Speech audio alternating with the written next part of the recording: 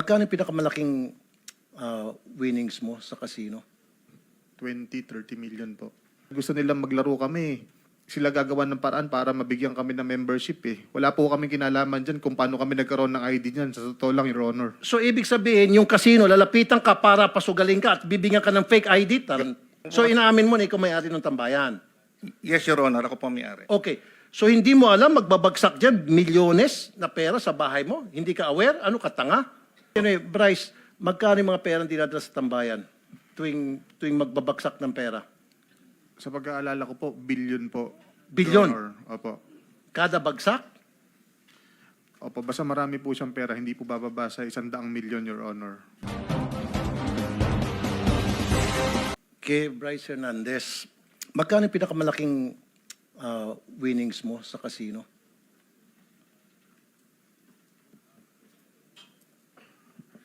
Na matatandaan mo?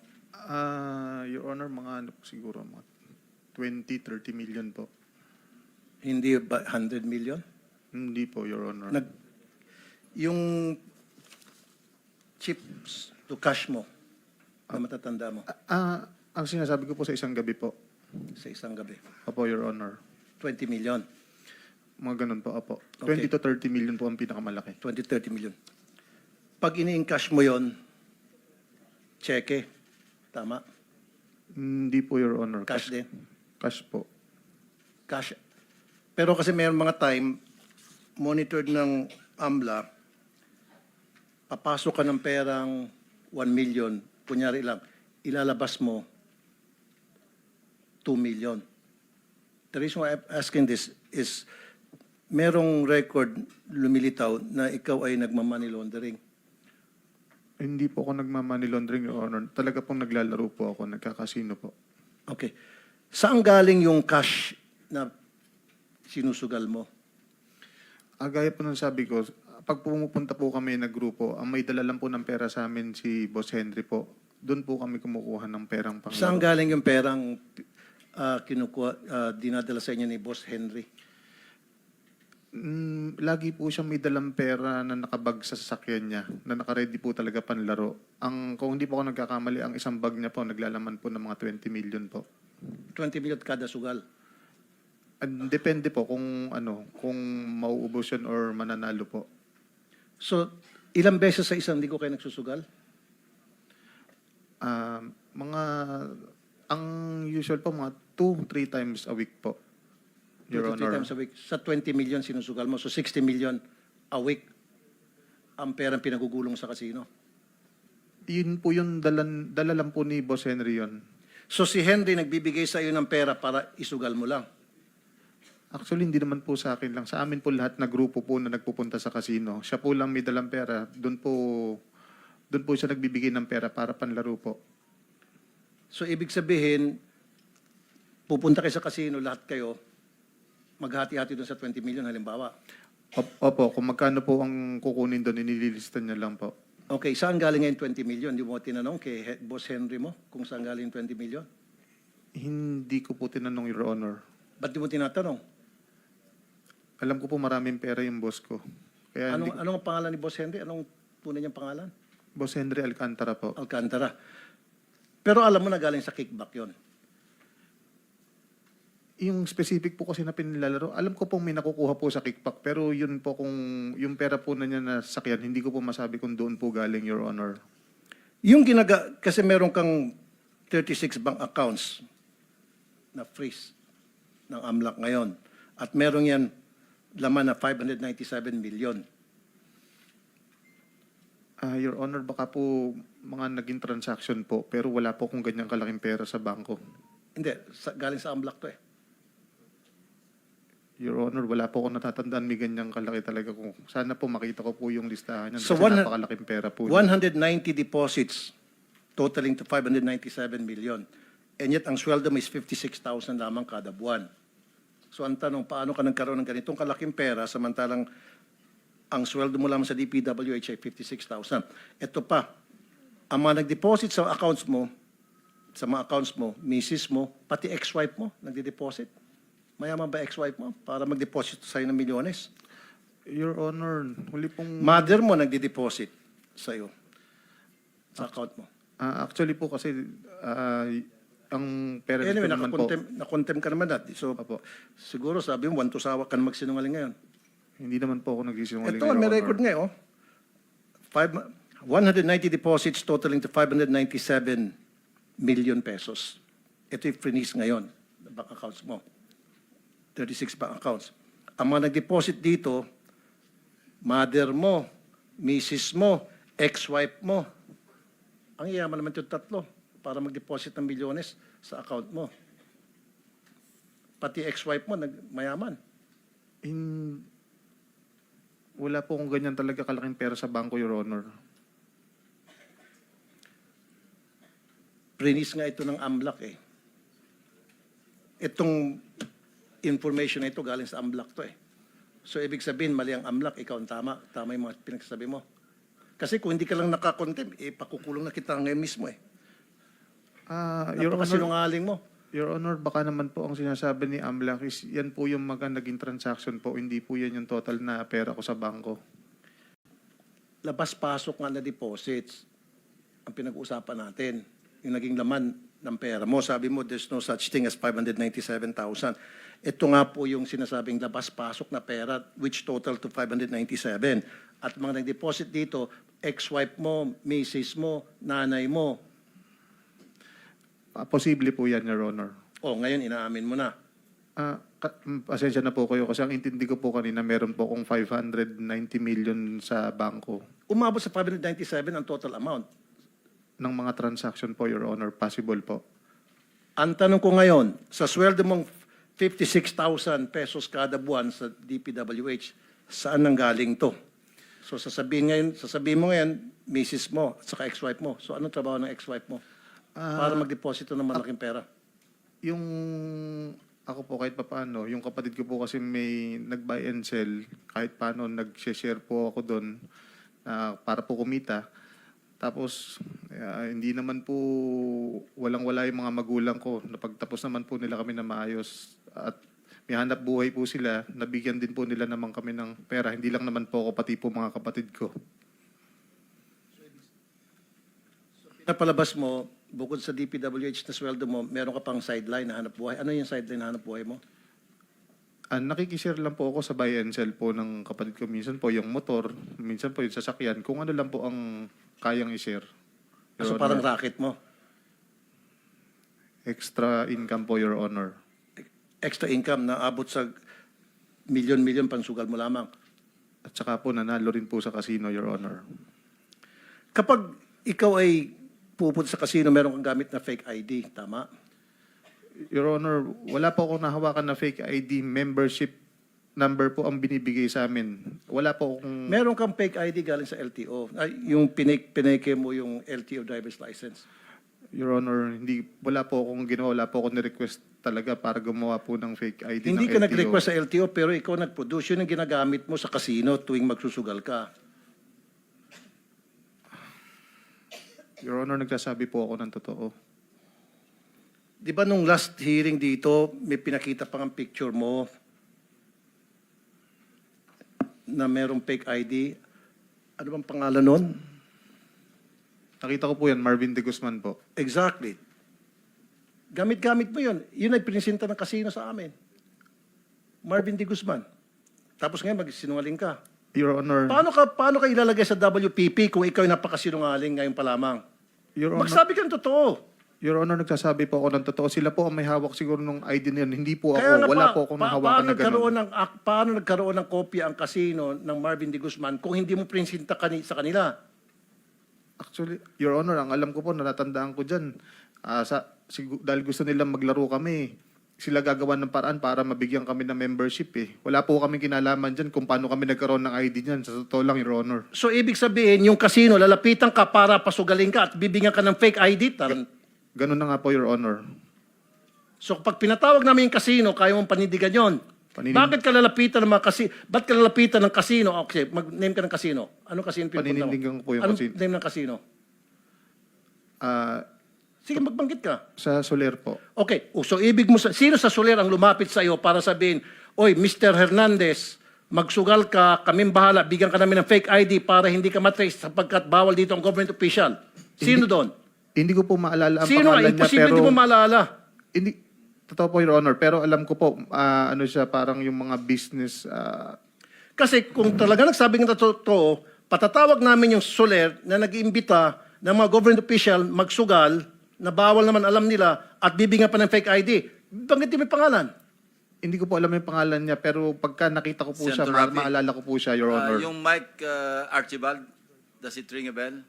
Yan po. Apo. Alam mo tunay niyang pangalan? Hindi po, Your Honor. Yun ang nag-asikaso ng lahat ng ID niyo, di ba? O, parang nga po, kagaya po nung sabi si ko po. Archibald Torregosa, di ba? Na-meet mo siya? Matatandaan ko po siya pag nakita ko po. Senator Rafi, that answers your Opo. question. May nag-asikaso ng kanilang... Opo, yan po, Your Honor. Mike Archibald, ang tunay na pangalan is Archibald Torregosa, right? Opo, Your Honor. Thank you, Senator Rafi. Kaya nga, Mr. Chair, imbitahan natin yung Mike Archibald. Dahil kung totoo sinasabi niya, aba, bakit pa ipagbabawal ng ating gobyerno ang mga government official na magsugal sa mga kasino, eh kung meron palang mga tao sa kasino na nag-iimbita sa mga corrupt na government officials, tinuturuan na maging corrupt ang mga government officials, magsugal at sila nang bahal magbigay ng false identity. You'll be invited sa next hearing natin. Archibald Torregosa, kindly take note. Okay, bukod pa sa'yo, sino pa yung mga inimbitahan nitong Archibald ng mga government officials from the PWH para magsugal at binigyan ng fake ID? Sa pagkakaalala ko po, Your Honor, si Boss Henry Alcantara ko po, si Engineer JP Mendoza po, ako po, si Engineer RJ Domasig po, si Engineer Justin Nuevo po, si Edric San Diego po, at saka po si Engineer Paul Duya, tsaka si Engineer Lester Castro po. Okay, so marami kayo. Yun lang po ang naalala ko sa ngayon. Hindi ko po maalala kung yun na po lahat yun. So lahat kayo binigyan ng fake ID. Paano niyo nakilala ito si Archibald? Ang naalala ko po parang lumapit lang po yan sa amin. Kakilala po, mayroon po lumapit sa amin na kakilala po nung ninong ko ni Loren Cruz kasi magkakasama po kami doon. Tapos may pinakilala po siya, parang doon niya po ipinakilala yung Archibald. Kaya yun po, doon po siya nang nasabi po na hindi nga kami pwedeng maglaro, gagawan daw po niya ng paraan nandito para po maglaro. si Loren Cruz, kung gusto niyo tanungin. Okay. Where's Loren Cruz? Oh, yun, nandun sa dulong-dulo. Halika, baba kayo rito. Loren Cruz.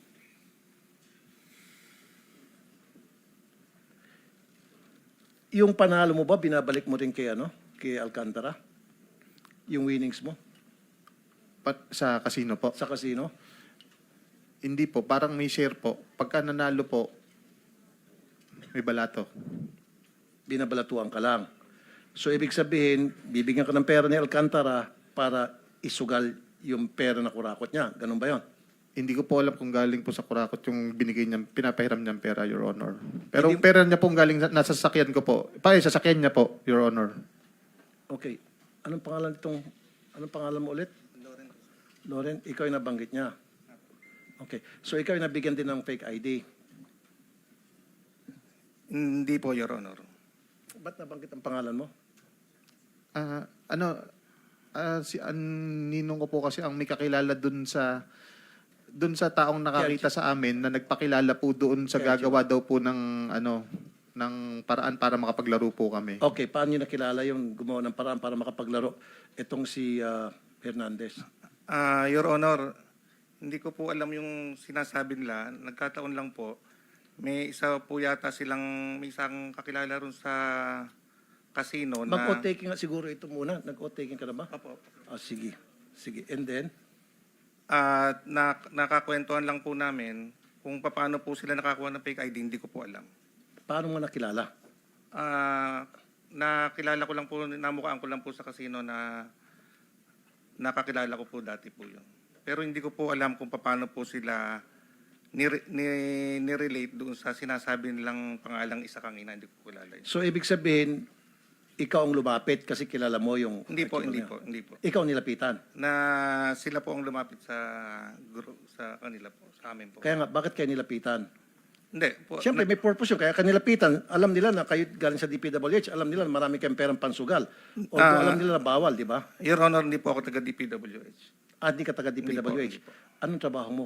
Negosyante po ako, Your Honor. Anong negosyo mo? May mga aviaries po ako, may mga nagpapa-lending din po at may mga resto po ako. May mga Resto po. restaurant. Opo. Tapos meron kang lending. So pinapautang mo ito? Hindi po, hindi po. Okay. Pabalik tayo kay Bryce. Bryce, 36 bank accounts. Napakarami nito. Mga ordinaryong tao, isa lang. Yung iba, dalawa, the most. Ikaw, meron kang 36 bank accounts. Paano mo ma-justify? Sabihin natin meron kang negosyo. Sideline, sabi mo, nagbebenta ka ng motor o meron kang share doon sa mga kakilala mo na nagbebenta ng motor. Paano ma-justify na magkaroon ka ng 36 bank accounts? Your Honor, karamihan po naman dyan, yung mga kakilala ko na nagtatrabaho sa bangko, nakikiusap, pwede ba mag-open ng account? Kung ako naman po, kung magkano minimum na kaya ko, i-open ko po. Okay. Di ba, pag nagdeposito ka ng more than 500,000, you have to justify that. So yung mga pumapasok na milyones at one time, paano mo na-justify doon sa bangko para tanggapin yung malaking milyones na pera na pinapasok mo? Hindi ko rin po alam, Your Honor, basta pinapayagan naman po ng mag-deposit po. Pinapayagan ka. No po, Your Honor. Okay, magbanggit ka ng bangko halimbawa, For example, AUB po. AUB. Po. Pag pumunta ka sa AUB, magdeposito ka ng more than 500, you have to justify. You have to show proof na yung perang yon ay legit at saan ang galing yon. Tama? In your case, exempted ka. Wala po akong matandaan, Your Honor, na hiningan po ako ng proof na...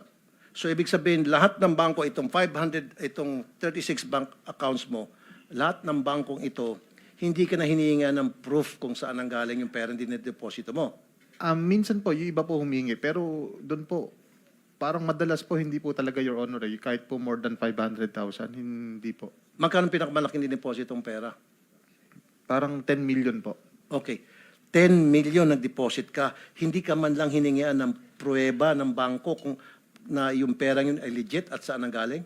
Ay, yan po na hiningan po ako nun. So anong pinakita mong pruweba? Resibo po nung pagkakagawa ng warehouse po.